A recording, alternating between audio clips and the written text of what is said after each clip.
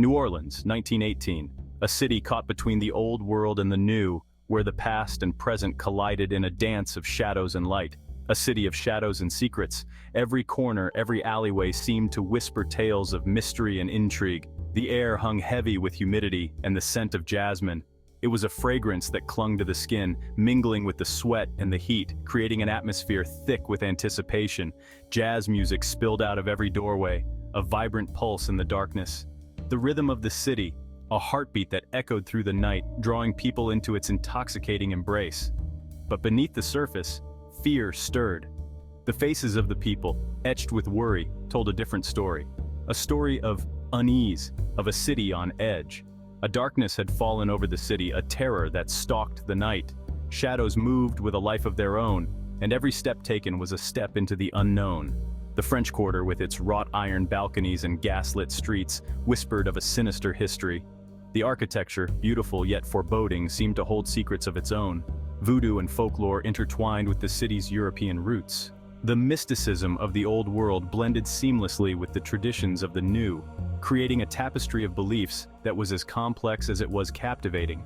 It was a place where the veil between life and death seemed thin.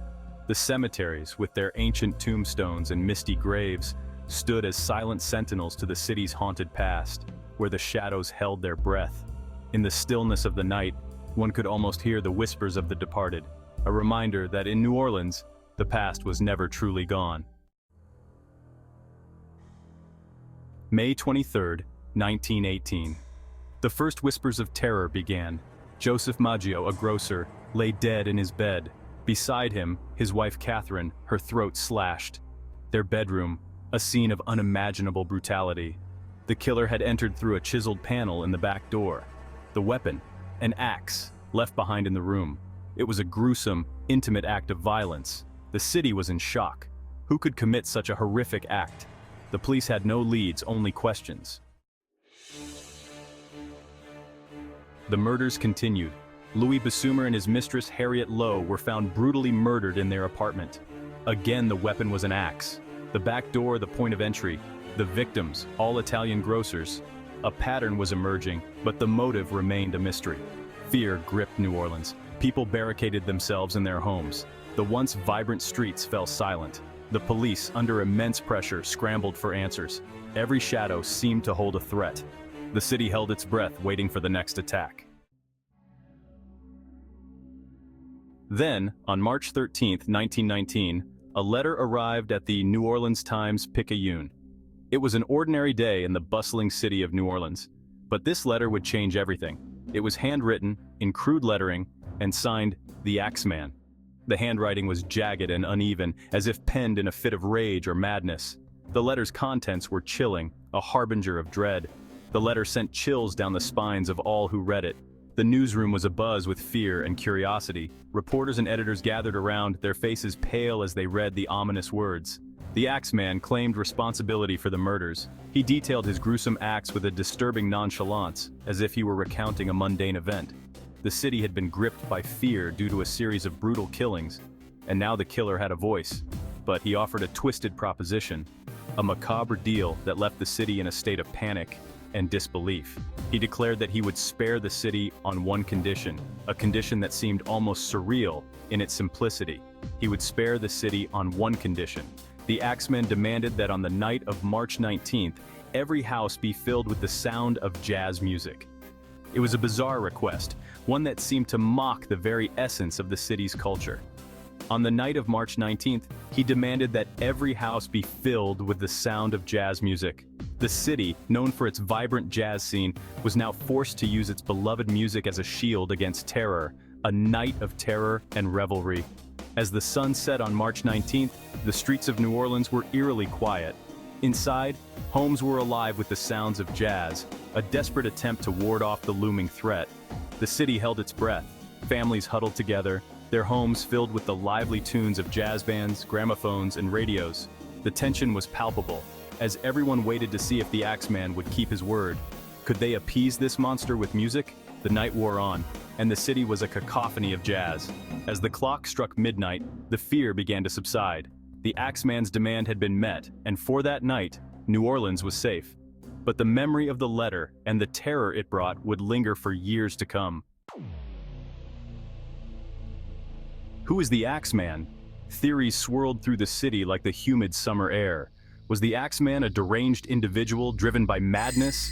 Was there a racial motive behind the attacks on Italian grocers? Or was it, as some whispered, a supernatural entity drawn to the city's dark heart? Some whispered of a voodoo curse, a vengeful spirit seeking retribution. Others pointed to the city's history of organized crime, suggesting a mob hit gone wrong. The police chased every lead, every rumor, every shadow, but the Axeman remained elusive. Jazz and Terror. March 19, 1919. The night the city danced with the devil. Jazz music filled the streets, a defiant roar against the darkness. Every bar, every home, pulsed with the rhythm of survival. The city held its breath, a collective prayer on every lip. The night passed without incident. Had the Axeman been appeased by their offering of music? Or was he biding his time, savoring the fear that gripped the city? The answer, like the identity of the Axeman himself, remained shrouded in shadow. The final act. Months passed. The fear began to recede, replaced by a fragile hope. Perhaps the nightmare was over, but the Axeman wasn't finished. On August 10, 1919, he struck again. Mike Pepitone, a grocer, was attacked in his home. He survived the attack, but his wife, Esther, was not so lucky. The Axeman had vanished into the night. This time, however, he left behind a bloody axe, discovered by Pepitone's young nephew. Silence falls. The attack on Mike Pepitone was the last known act of the Axeman of New Orleans. After that night, the killing stopped. The city slowly began to breathe again. The music returned to the streets, a little more subdued, a little more haunted. But the fear lingered. The Axeman was never caught. His identity, his motives, his disappearance all remained a mystery. The city had survived its encounter with the devil, but the scars remained. Whispers in the shadows. In the years that followed, the legend of the Axeman grew. Theories and speculation continued to circulate. Some whispered that the Axeman had fled the city, seeking anonymity in the vastness of America. Others believed he had died, his reign of terror ended by natural causes, or perhaps by his own hand. Still others clung to the belief that the Axeman was still out there, lurking in the shadows, waiting for the right moment to strike again. The Axeman's legacy. The Axeman of New Orleans remains one of the most chilling unsolved mysteries of the 20th century. His reign of terror began in May 1918 and continued until October 1919, leaving a trail of fear and confusion in his wake. The Axeman's modus operandi was as terrifying as it was unique. He would break into homes in the dead of night, using the victims' own axes to carry out his gruesome deeds. His crimes, brutal and seemingly random, captured the imagination of the nation. Newspapers across the country reported on the Axeman's latest attacks, and the public was gripped by a mix of fear and morbid curiosity. The Axeman's letters to the press, in which he claimed to be a demon from hell, only added to the hysteria. The fear he instilled in the city became a part of its fabric, woven into its folklore and its music. One of the most famous aspects of the Axeman's legacy is his connection to jazz music. In one of his letters, he promised to spare anyone who was playing jazz music in their home on a particular night. This led to a citywide jazz frenzy, with clubs and homes alike filled with the sounds of lively music, as people hoped to avoid the Axeman's wrath. Today, the legend of the Axeman continues to fascinate and horrify. The mystery of his identity remains unsolved, and his story has become a part of New Orleans' rich tapestry of history and culture. Tourists flock to the city to visit sites associated with the Axeman, and his tale is a staple of ghost tours and true crime walks. True crime podcasts delve into the details of his crimes, searching for answers in the historical record. Modern researchers and amateur sleuths alike pore over old police reports, newspaper articles, and other documents, hoping to uncover new clues that might finally solve the mystery of the Axeman's identity. Books and documentaries explore the various theories surrounding his identity and motives.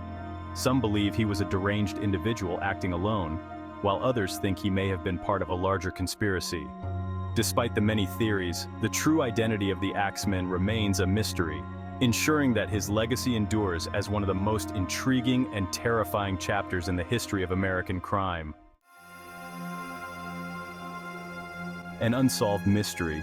The Axeman story serves as a reminder of the darkness that can lurk beneath the surface of even the most vibrant cities. It is a reminder that some mysteries may never be solved, that some questions may never be answered. And so, the legend of the Axeman lives on, a chilling tale whispered on the humid night air of New Orleans, a city forever marked by the shadow of the axe.